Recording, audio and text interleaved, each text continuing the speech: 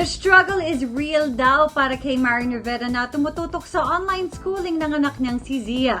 Bukod dito, naghahanda na rin si Marian sa muling pagsabak ng asawa niyang si Dingdong Dantes sa taping ng Descendants of the Sun. Makichika kay Nelson Canlas.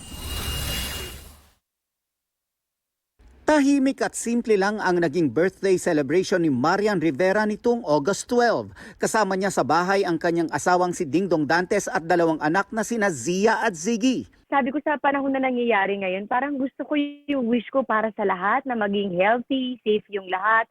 At syempre, i-continue natin yung pagdadasal para sa isa't isa para matapos na yung kalbaryo natin na to.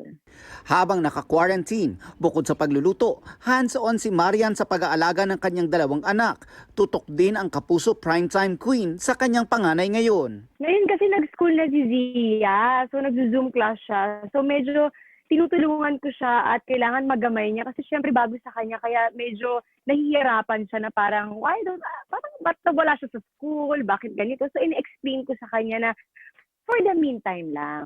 Actually, kakatapos lang niya ngayon sa Zoom class niya. So, nag-i-enjoy naman siya. Yun naman yung importante, ma-enjoy niya ulit yung school na yan.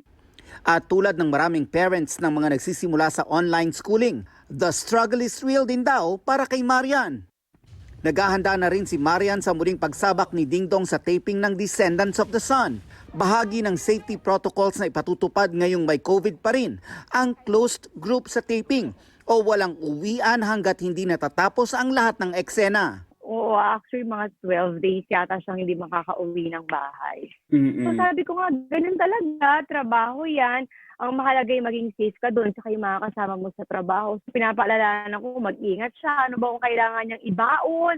So ayun, meron siyang maliit na freezer para sa 12 days niya. Ngayon pa lang nilulutuan mo na ng good for 12 days. Diba? Sabi ko nga, wala ganun talaga. So, konting tiis lang. Basta ang mahalaga, makauwi siyang ligtas sa amin. Makauwi siya na safe siya. Nelson Canlas, updated sa Showbiz Happenings.